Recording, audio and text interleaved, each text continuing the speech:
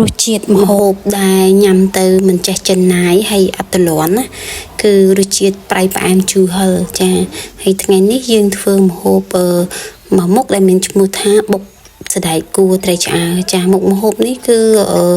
ពិសេសសម្រាប់អ្នកដែលបងគាត់អត់សូវចូលចិត្តសាច់ចាគាត់អាចធ្វើមុខម្ហូបនេះញ៉ាំបានហើយឆ្ងាញ់មួយបែបបងប្អូនរសជាតិគឺ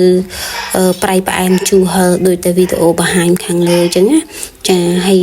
យើងមានត្រីឆ្អើរយើងមានក្រូចឆ្មាចាស្ករប៊ីចេងទឹកត្រី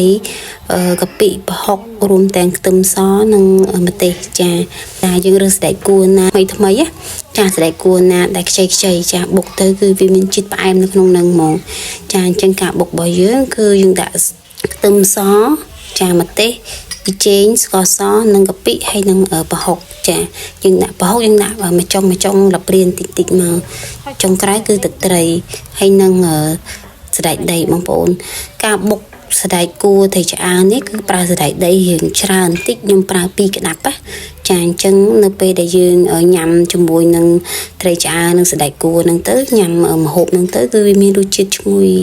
ចាឈ្ងុយសណ្តែកដីហើយនិងត្រីឆ្អើរហើយត្រីឆ្អើរបងប្អូនទិញពីផ្សារមកបើសិនជាវាស្រួយអត់អីទេតែបើសិនជាវាទុនចាទុនអាចយកទៅកដៅសិនមកចាំយកមកបុកណាចាយើងប្រើត្រីឆ្អើរណាដែលស្រួយបងប្អូនស្ងួតហើយនឹងស្រួយយើងអត់ប្រើត្រីឆ្អើរណាដែលទុននៃកាលណាដែលទុនបងប្អូនបុកទៅគឺស្ទក់ហ្មងចាគឺស្ទក់អត់ឡើងហើយរសជាតិគឺអត់ឈ្ងុយអញ្ចឹងនៅពេលដែលបងប្អូនបុក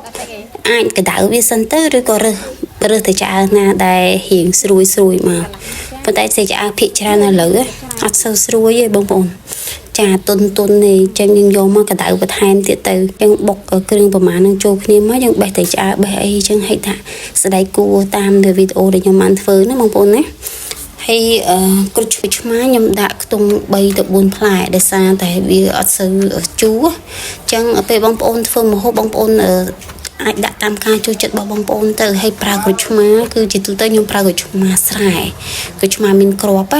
គឺនៅពេលដែលយើងប្រើទៅវាមានរសជាតិឈ្ងុយបែបធម្មជាតិទេបងប្អូនវាឈ្ងុយតែខ្ញុំប្រើធ្លាប់ទិញក្រូចឆ្មាអត់គ្រាប់មកប្រើអត់កើតទេចាប្រើអត់កើតវាជូរលក្ខណៈអត់ឆ្ងាញ់ហ្មងវាជូរជ្រិញហ្មងវាអត់ជូរមានរសជាតិគេថារសជាតិមួយយ៉ាងចេញពីក្រូចឆ្មាហ្នឹងខ្ញុំធ្លាប់ធ្វើបែបហ្នឹងតែមិនដឹងថាបងប្អូនធ្លាប់ប្រើក្រូចឆ្មាអត់គ្រាប់ហ្នឹងយ៉ាងម៉េចទេតែសម្រាប់ខ្ញុំប្រើអត់ត្រូវចាខ្ញុំយកមកប្រើខ្ញុំមានអារម្មណ៍ថាវាអត់ត្រូវរសជាតិរបស់ខ្ញុំដែលខ្ញុំចង់បានណាអញ្ចឹងម្ហូបភាគច្រើនដែលខ្ញុំធ្វើគឺខ្ញុំតែងតែយករបស់ណាដែលធម្មជាតិច្រើនខ្ញុំមកប្រើដោយសារតែក្នុងខេត្តពោធិ៍សាត់យើងនេះគឺម្ហូបឬក៏បន្លែធម្មជាតិគឺមានច្រើនណាបងប្អូនចាអញ្ចឹងយើងអត់ទៅពិបាករកទេចាហើយរដូវនេះគឺធ្លាក់ភ្លៀងអញ្ចឹងទៀតម្ហូបមហាក៏ដូចជាបន្លែបែបស្រស់បែបអ្នកភូមិបែបតាមស្រុកគឺមានច្រើនដូចគ្នាហើយក៏តម្លៃធូរថ្លៃដែរហើយសណ្តែកគួរខ្ញុំទិញតែ1គីឡូ1500ទេចាថ្ងៃខ្លះក៏2000ថ្ងៃខ្លះ1500ចាហើយទៅសក់អីហ្នឹងក៏ធូរថ្លៃនិយាយទៅម្ហូបស្រែគេថាម្ហូបដែលអ្នកស្រុកតាមតំបន់គាត់ដាំគឺធូរថ្លៃច្រើន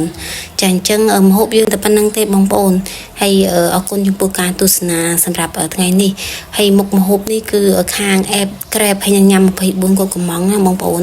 ចាដឹកចេញទៅហើយម្ហូបយើងចេញជារៀងរាល់ថ្ងៃនៅតាមអេបចានៅលើអេបញ៉ាំ24ឬក៏ក្រេបចាអញ្ចឹងបងប្អូនអាចកំងតាមអេបនឹងក៏បានជាអាចកំងមកផ្ទាល់ក៏បានដែរតាម Facebook ក៏ដូចជាឆាតមក page គាត់ហ្នឹងក៏បានដែរណាអញ្ចឹងអរគុណមានតែប៉ុណ្្នឹងទេបងប្អូនអរគុណចំពោះការទស្សនាជួបគ្នានៅវីដេអូក្រោយជម្រាបលា